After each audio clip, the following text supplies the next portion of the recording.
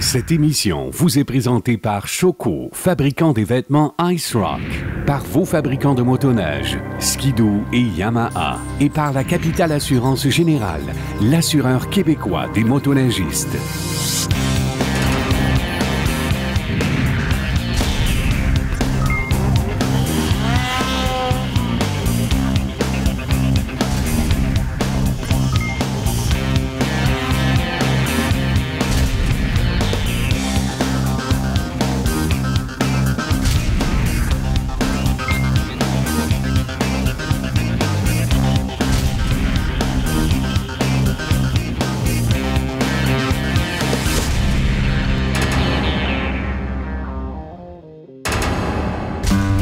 Bienvenue à Randonnée Québec.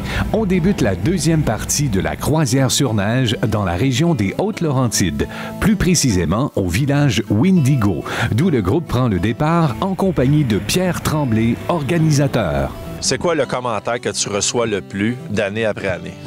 L'organisation. Les gens, ils n'en reviennent pas. On va donner un exemple. Ils arrivent à la destination finale. Ils vont juste chercher la clé de le chalet, le chambre. Ils arrivent, les bagages sont là. Ils n'ont pas à se casser la tête, pas en tout. Ils arrivent, il y a des activités, c'est encadré. On s'occupe de A à Z. Puis quand on dit croisière, ben c'est ça. Il y a une chose aussi, c'est que on est allé à des groupes de 125 personnes. Puis je peux vous dire que par expérience, c'est pas à cause qu'on ne veut pas le grossir, mais nous, on va se tenir entre 60 et 70 personnes. On s'est mis ça comme objectif, puis on veut pas aller plus parce qu'on dit on aime mieux avoir 60, 70 personnes qui sont satisfaits que d'en avoir 125 parce qu'à un moment donné, tu peux perdre le contrôle. Puis non, nous autres, on s'est dit qu'annuellement, ça va être ça, puis on n'en prendra pas plus, puis on est au maximum à tous les années. C'est-à-dire qu'il y a quelqu'un qui part, il y a quelqu'un qui le remplace automatiquement parce que ça va se parler. T'sais, comme l'année prochaine, les gens qui sont venus, les nouvelles personnes, on a à peu près une quinzaine de nouvelles personnes cette année. Ils vont en parler à 15 autres. Là, le départ du Windigo s'est effectué en matinée de la deuxième journée. L'objectif de celle-ci, se rendre à la pourvoirie du Mécousse, tout en prenant le temps de bien profiter du spectacle hivernal.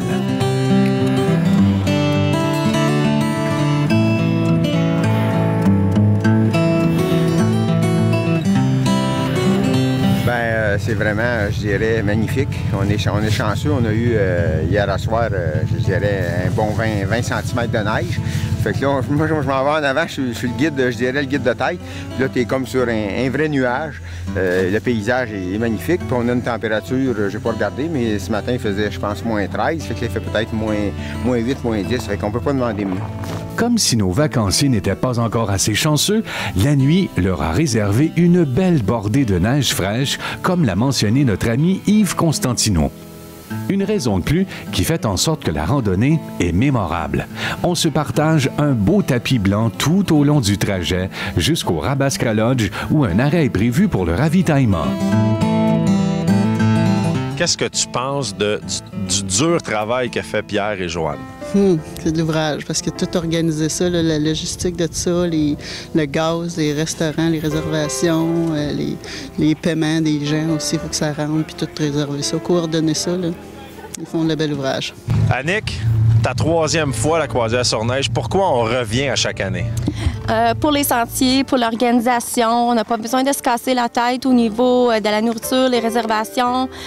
Il y a aussi le fait que je peux faire de la motoneige sans m'inquiéter. J'ai pas de conjoint, alors je peux profiter pleinement de l'air. Profiter de la motoneige, oui. On n'a pas besoin de transporter nos bagages. Ça, c'est vraiment le fun. Oui, c'est tellement le fun que j'emmène ma couverte électrique.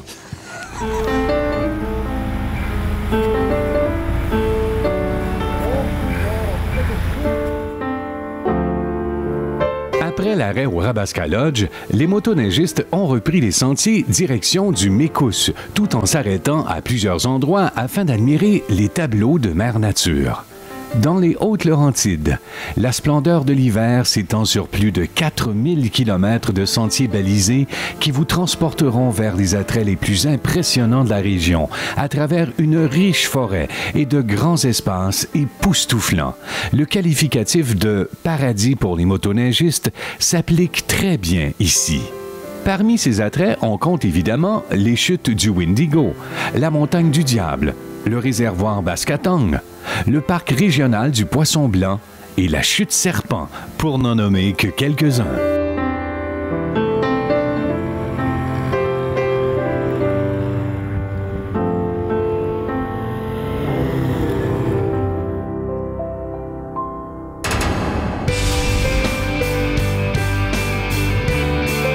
Le prix VHR édition Motoneige 2012 a été décerné à Madame Christiane Blanchette de la région Chaudière-Appalaches. Le travail de Madame Blanchette rayonne sur toutes les scènes, locales, régionales et nationales, ce qui fait d'elle une femme et une bénévole d'exception. Le Club Motoneige des Plaines, entre autres, ainsi que tous les motoneigistes lui en sont reconnaissants.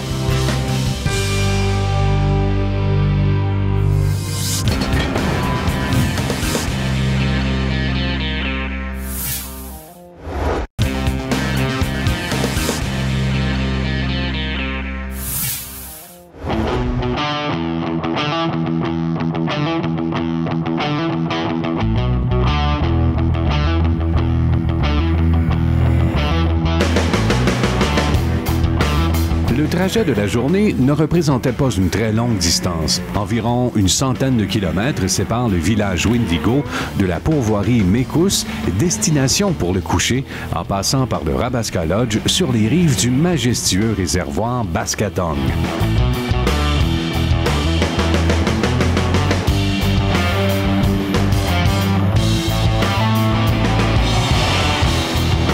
Pierre, je sais à quel point tu t'efforces de satisfaire vraiment tout le monde, mais cette année, j'en demandais pas tant. Tu as fait une section de 30 km.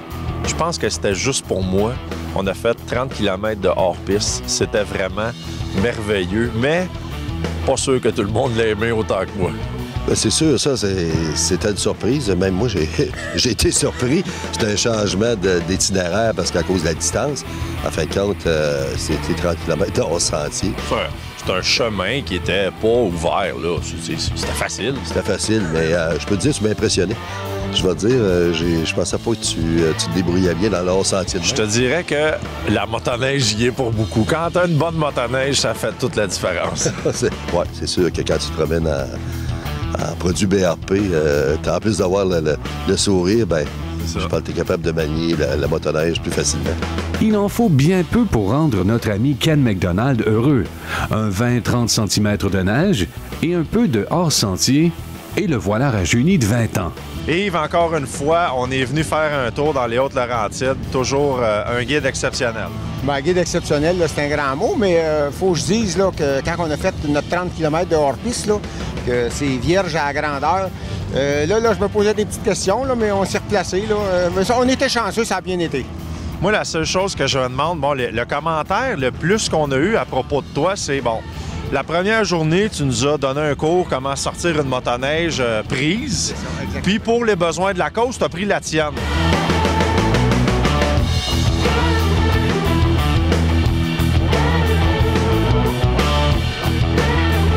Quelle générosité de notre ami Yves Constantino d'avoir prêté sa propre motoneige afin d'instruire les membres du groupe à savoir comment se sortir d'une fâcheuse situation. On force avec les jambes, Yves, pas avec notre dos.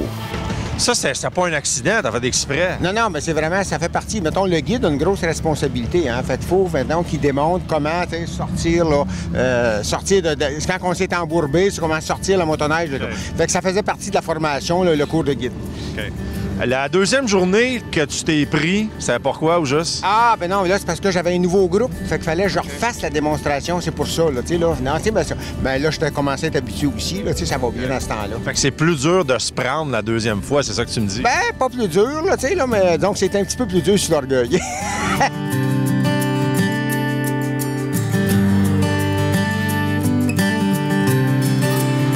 Vous pouvez voir le genre de camaraderie qui règne lors des croisières sur neige. Et on vous donne la permission de taquiner notre bon ami Yves lorsque vous irez le voir à Mont-Laurier. Regardez-moi cette neige. Je crois que c'est assez pour faire oublier tous les petits mal à l'orgueil qui auraient pu être ressentis jusqu'à maintenant. Qu'en pensez-vous?